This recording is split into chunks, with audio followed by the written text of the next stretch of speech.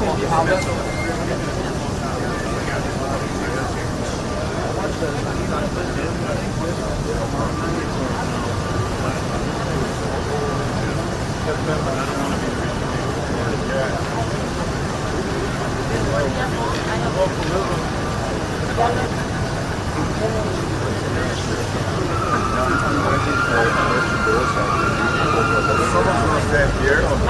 tripod's right there, so I can. This is yours? The empty one right there. Yeah. This one, right? That one right there. Yeah. This one. That's you. Are you going to stand on top of this one? Somebody else.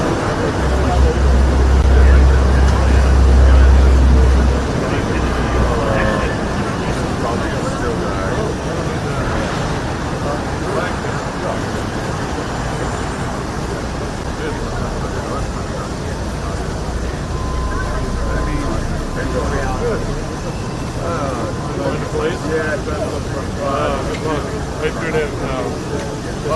People are filling up the spots. I thought I could be here, but then I noticed the school's only guessing that the still cars. Yeah, I mean, this is tight. We can all meet here at 6 a.m. After the state. That's it.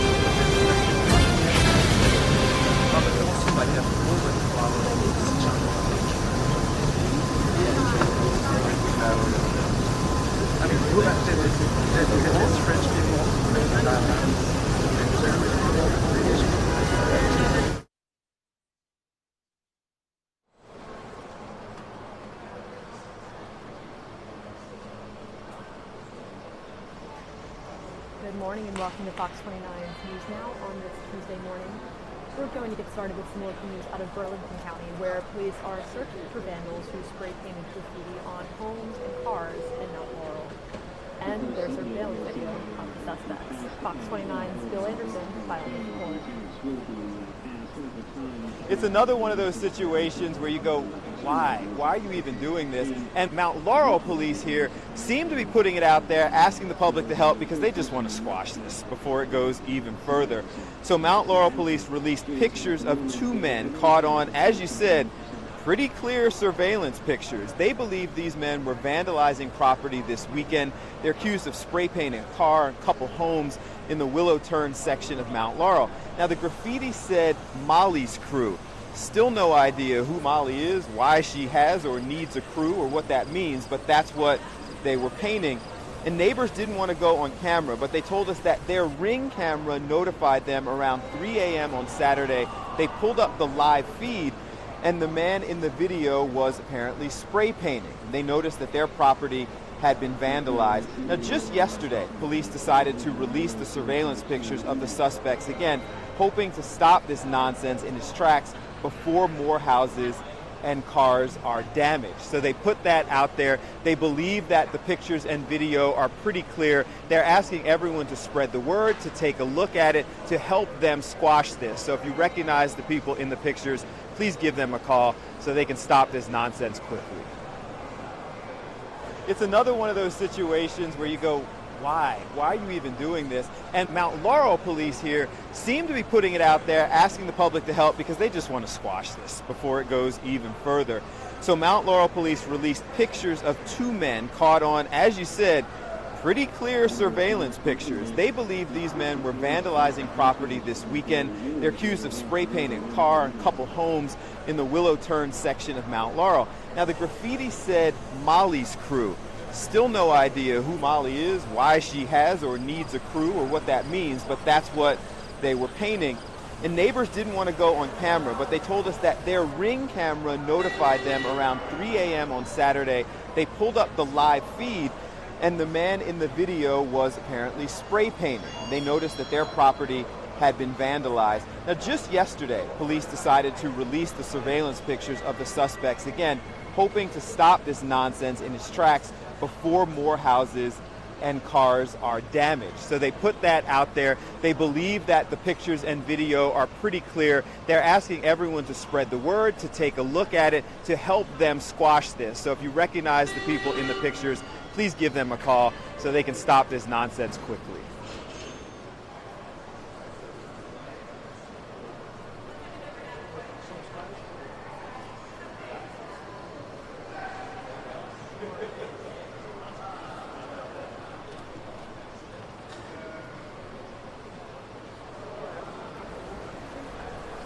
And in breaking news this morning, rapper Meek Mill pleaded guilty to a misdemeanor gun charge on Tuesday and will not serve additional time in prison after reaching a plea agreement in a case that's kept him on probation for most of his adult life. The negotiated plea deal comes after an appeals court threw out the 2007 conviction of the 32-year-old rapper born Robert Williams last month. Mill had already served about 2 years in prison in the case, and a judge decided he won't have to spend any additional time behind bars or on probation.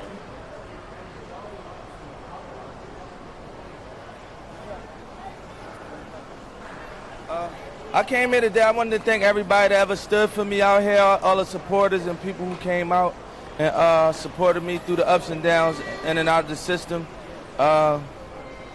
I'm very thankful from the bottom of my heart. Everybody that ever mentioned my name or said free Meek helped me get to this position. Meek free. I'm not on probation no more. I don't have to go to court no more. Thank you. I appreciate that a lot.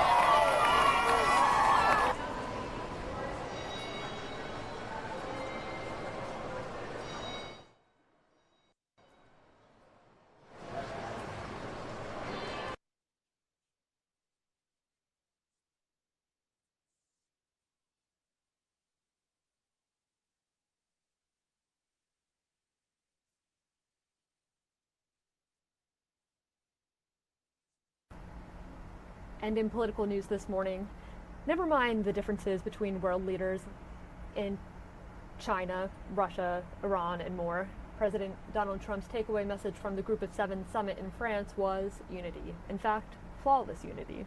Fox News correspondent Mark Meredith is in Washington this morning with the latest. The president left Europe optimistic the U.S. and China could reach a deal when it comes to trade. However, the president made it clear there's no timetable for getting a deal done. This morning, President Trump is back at the White House. This as the president says trade negotiations between the U.S. and China appear to be back on. I think they very much want to make a deal, and the longer they wait, the harder it is to put it back. The president praised China's president during a news conference Monday, only days after calling him an enemy of the United States. I have great respect, and I like him too. He's very outstanding in so many ways. China said Monday it wants to resolve the trade dispute through, quote, calm negotiations. But so far, the White House has not reversed plans to impose more tariffs on Chinese exports to the U.S. Those tariffs are set to go into effect September 1st. Sorry, It's the way I negotiate. It's the way I negotiate. It's done very well for me over the years. But experts say while the two sides may be willing to talk now, a final deal is far from certain. The challenge is who's going to stop waiting first, who's going to give up first, who's going to give up leverage first. The United States is set to host the next G7 summit in 2020, but some lawmakers are furious over the president's suggestion the meeting could happen at his Florida golf club. One Democratic senator telling the president the G7 is not supposed to be an international infomercial for his resort. In Washington, Mark Meredith, Fox News.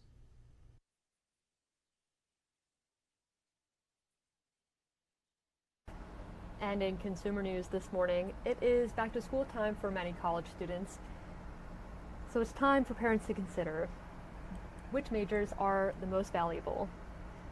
Fox Business correspondent Tracy Crosco joined us this morning with more.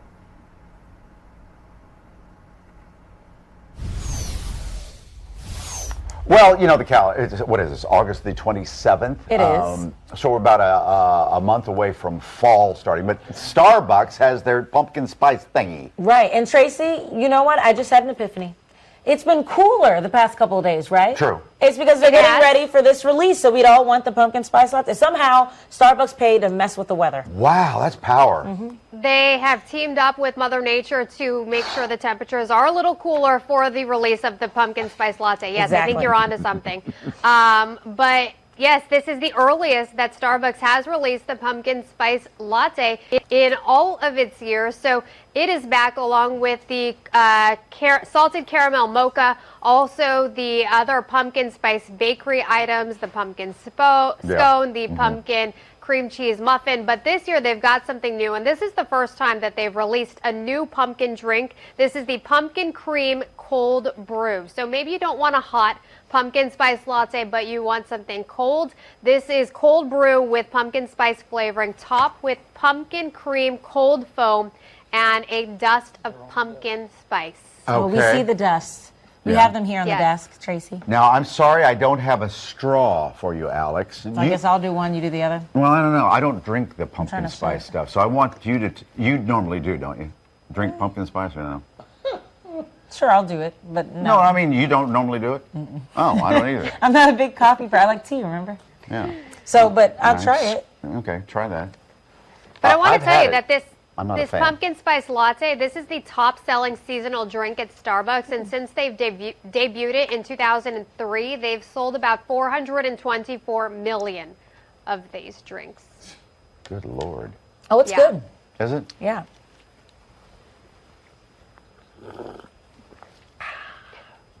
All right.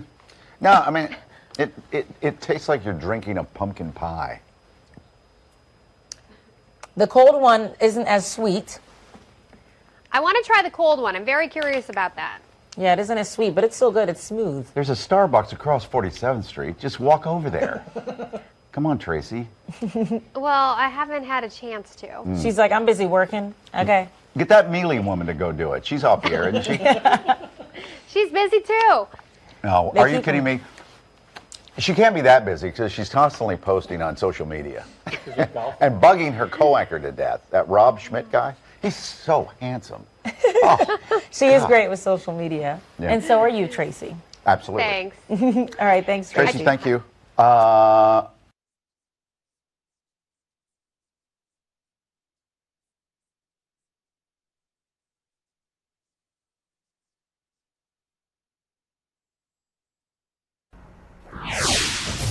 Moving on to your Fox 29 weather authority. The Philadelphia area is slated for another pleasant day Tuesday with a mix of clouds and sunshine, as well as mild temperatures. Temperatures will reach a high of around 79 degrees today. The afternoon should see a bit more humidity than we experienced yesterday, but still nothing compared to those 90-plus degree days that we experienced for the bulk of July and August. Precipitation is also expected to return to the forecast tomorrow afternoon. Then for the remainder of the week, temperatures are expected to jump between the mid and lower 80s for the rest of this week. Here we have a look at current temperatures in our area. not even hitting the 60-degree mark up in the Poconos. In the mid-60s over in Lancaster, a mild 68 degrees here in Philadelphia, and just over the 70-degree mark, 71 degrees down the shore in Atlantic City and Wildwood. And looking ahead to our 7-day forecast, again, we're looking at a mostly cloudy day on this Tuesday with some pleasant temps before precipitation comes into the forecast tomorrow. This weekend, it's looking sunny and warm. Temperatures will rise into the mid-upper 80s, with those showers keeping out at least until Sunday. And don't forget to download the latest version of the Fox 29 weather forecast after the forecast.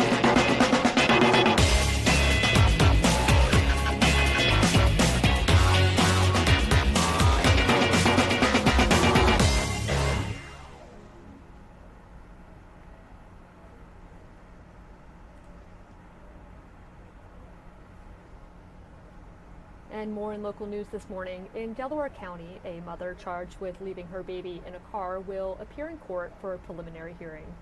Police say a parking enforcement officer spotted the 1-year-old boy unconscious in an Upper Darby shopping center earlier this month. He reached into the car, grabbed the child, ran the child to his cruiser, and cranked up the AC. His mother returned about 30 minutes later. The boy was treated and returned to his father. Developing in North Philadelphia, one person is in the hospital after being struck by a car. Sky Fox was over the accident last night around 9:30 at 9th and Gerard Avenue. The victim was rushed to a nearby hospital. No word yet on her condition.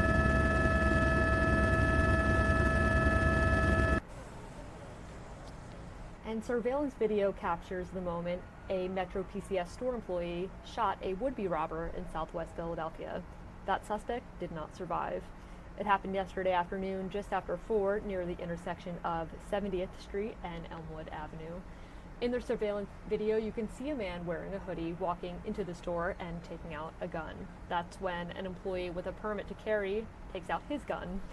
After the video stops, we know that the employee fired several shots, killing the suspect. It's very upsetting. Very upsetting. I mean, you can't feel safe going down the street to pay your phone bill right down the street from your home. Police have not released the identity of the man killed just yet. So far, no charges have been filed.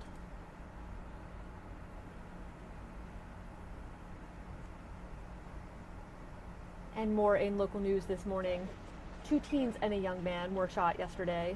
Gunshots erupted in Graduate Hospital around 3 yesterday afternoon on the 2100 block of Fitzwater Street. A 17-year-old and 23-year-old were shot in the leg. Another 17-year-old was shot twice in the back and twice in the stomach, and he is in critical condition. The shooting hits close to home for a mother whose son was shot and killed on the same street in 2017. This is like an ongoing thing with people from different parts of South Philly. It's just too much. Right? It's very, very frustrating, and it angers all of us, and people shouldn't have to live in this kind of environment where people are shooting pretty much at will at other folks. As of this morning, no arrests have been made and no weapon has been recovered.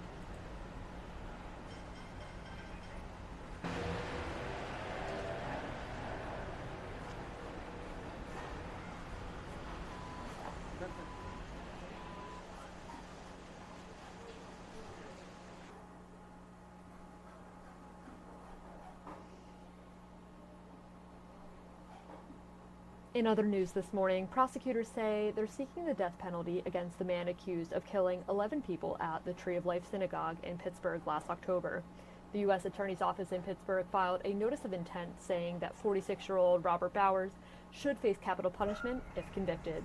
The filing said justification including allegations of substantial planning and premeditation, the vulnerability and number of victims, and the motivation of religious hostility. Bowers has pleaded not guilty and is awaiting trial.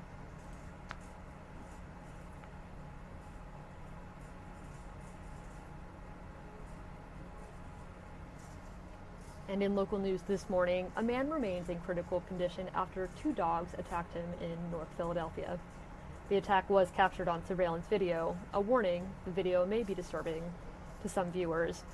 In the video, you can see the man trying to fight off the dogs after they begin mauling him at 6th and Tioga early yesterday morning. You then see another man with what appears to be a bat trying to scare the dogs away, but then one dog goes after him.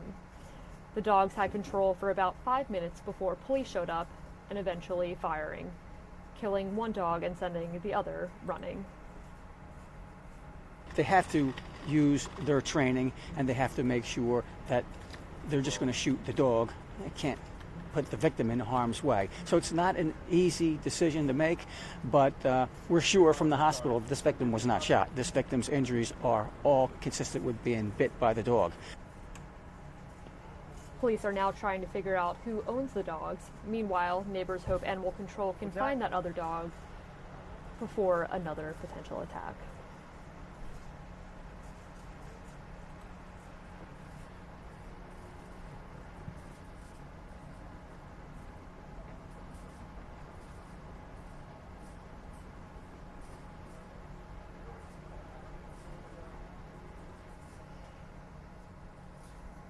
And more in local news this morning, Philadelphia police say this man is behind an armed robbery in northeast Philadelphia.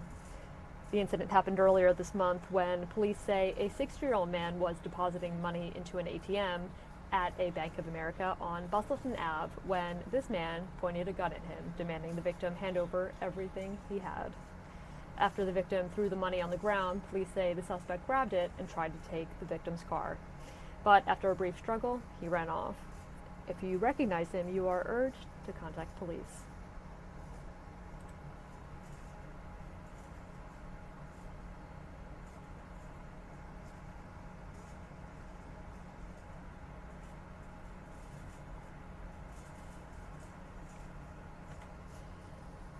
And on Good Day this morning, after losing her son to alcohol poisoning, one mother has made it her mission to warn others about the dangers of binge drinking.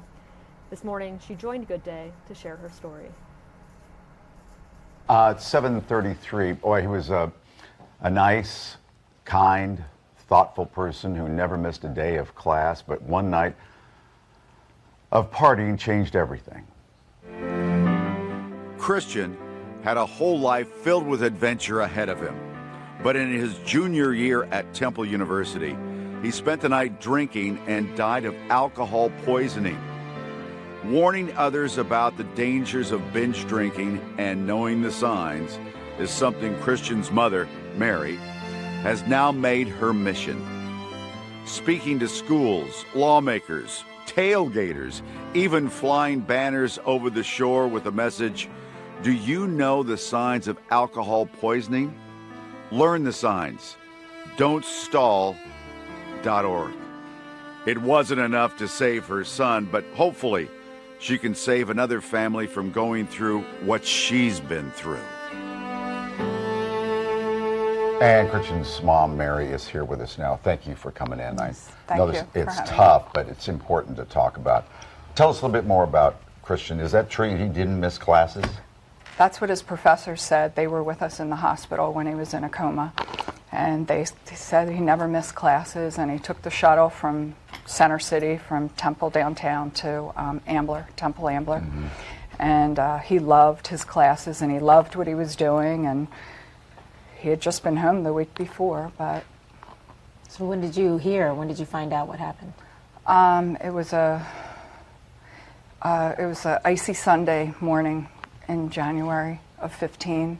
And the whole Philadelphia area was closed, no traffic, streets were closed, and we got a call to get to the hospital and that it was bad, and it was Christian. What did you think it was? Had you been in an accident or something like that? Honestly, when I got the call, when my husband got the call, it was our friend who works at a hospital, at one of the hospitals, and they didn't say what it was, but at the time, I felt that he was dead. And it was just this feeling came over me, and then I just was praying on the way to the hospital. Mother's intuition there. Mm-hmm. What had he been drinking? Do they know? Hard alcohol, but no. Yeah, but No. it was, they No. think not beer, but hard alcohol. No, because that's an important part. A lot of young people are saying, oh, I don't want to drink beer because I'll get fat. So they think drinking hard alcohol, but a lot of them who are binging drink out of handles of alcohol. And how would you define binge drinking? Because I know this is Binge about drinking is clearly stated as drinking 4 drinks for a woman in a 2-hour period, or 5 drinks for a male in a 2-hour period. Standard drinks, yeah. Which happens a lot at college parties. There's no question about it. they have games based on that. Yeah, or your 21st birthday, you 21 shots, you know, in a couple of hours, things like that. So what is your mission now? The mission is this. I just want to say that, so after Christian passed, when we took him off of life support, I was home for a while from work, grieving, and when I was finally able to do something, like look on the internet, I thought I started investigating why, how people are dying of alcohol poisoning, and nobody knows what alcohol poisoning really is, and that the fact is, people need to be educated to know the symptoms. That's so true. And let's go through. I want to make sure I get them right here, so I'm going to put my glasses on. Some of these seem pretty standard. People start stumbling around, right? Okay, so I'm just looking at that. That's an older flyer there. These are called our door bulletins, and what I want to say is it's really important that the older one had passed out. Unresponsive is something that's really important, and we say, I ask the young people that I speak to, how would you know if somebody is unresponsive? And they're like, oh, they don't, they can't talk. Well, no. One of the ways that we tell the kids is to pinch someone's earlobe really hard. And if they don't respond, then the next thing is to make a fist and with your knuckles rub their sternum. And if they don't respond to that, you need to call 911 immediately. But what kind of response you look? Just them to say something, or even to rouse, to rouse. Move around a little But bit. the fact of the matter is that so many people's lives have been lost when people are passed out, and the kids don't know. And if they even touched their friend, and to see that they were cool to touch, that is another one, symptom. Mary, that I had never heard of, because let's go through them again. I mean, unresponsive, stumbling, mumbling, and you got the vomiting, but I'd never heard about this cool to touch. Well, nor did I, and I don't have a public health background, but we actually worked with the School of Public Health at Temple University in order to get to this, in order to create these door bulletins. And when it comes to this, a lot of times time is the issue, right? Making sure you do it in time. The only thing that can get somebody undrunk is time. And the thing that you really need to do is when someone is showing these symptoms, get them help. The problem is that so many young people are afraid to get their friend in trouble. That's right. And the fact of the matter is that it is not worth a life. It is not worth losing your friend. The negative ripple effect's horrible. Normally what happens is, we'll just let him or her sleep it off. And you can't do it. You can't sober up with coffee or walking around. The only thing is time. No. It's time. Never leave them alone. So the perfect phrase is, don't stall, just call 911. Right. Yeah. Or a campus-specific phone number, depending if people have that on college campuses. Thank you, Mary, for making sure to spread this and make sure that these students that they know. Thank you so much for having. You got it. And people of all ages, really, because everyone needs to know this. You're absolutely right, Alex. That's for sure. Let's change the culture. I know this was not easy for you. No, it is not. And we'll put the information if people want to reach out to you or get more info on our website. Yeah, absolutely. Thank you so much. We'll be right back. And more on Good Day this morning. A new study has found that repeated concussions from professional football appear to cause erectile dysfunction and low testosterone levels. So what is the connection? We asked Dr. Mike to come in to explain.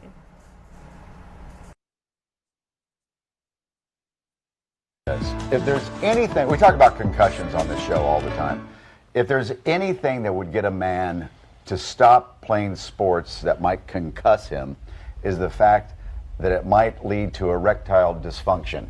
You better believe it. It'll bring the whole sport down. What they found. Down. Well, yes. no, I didn't mean it that way.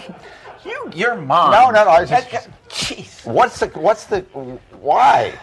Well, this is what the theory is. They did a large survey of men, and they found that a significant number of men who played professional football had significant reductions in testosterone if they had multiple concussions or one concussion that led to loss of consciousness. They also found an inordinate number having erectile dysfunction. So the theory is, and it's not a cause and effect study, it's an association, that it might be damage to the pituitary gland, which is kind of the command center for a lot of hormones in the body. And so it can lead to low testosterone. Which can lead to? Erectile dysfunction. ED. There's a lot of other things that go on. I mean, stress and maybe the not playing football anymore. It's a lot of things, but it's very intriguing. And I think that we're going to learn more and more about the fact that the brain is so responsible for so many things. If you damage it, not only do you increase the risk of dementia down the road, but also things like erectile dysfunction. All right, I'm going to ask you a question now. If you could take a blood test that would determine how many more years you will live, would you have that blood test done? I don't know. Would you? No.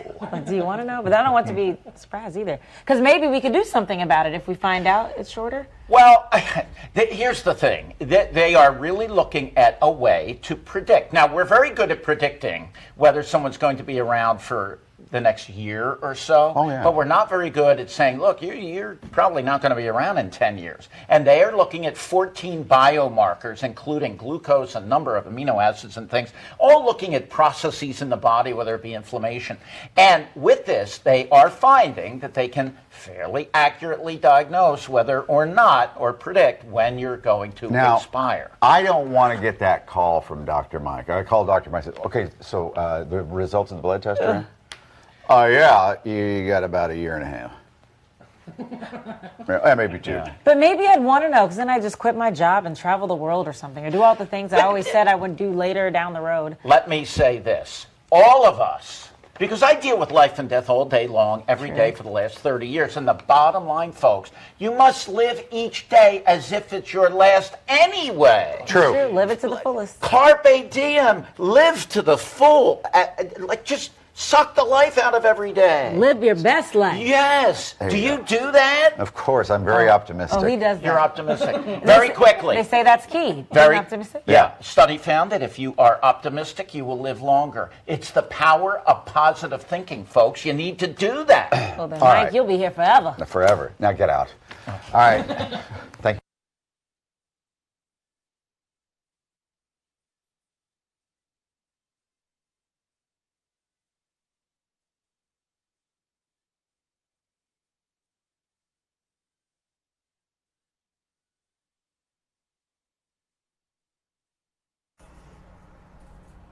And that is going to do it for us today at Fox 29's News Now. Be sure to catch us again tomorrow at the same time, 10 a.m., and follow us at fox29.com, as well as our mobile app and across social media, Facebook, Twitter, and Instagram. And thank you for joining us this morning.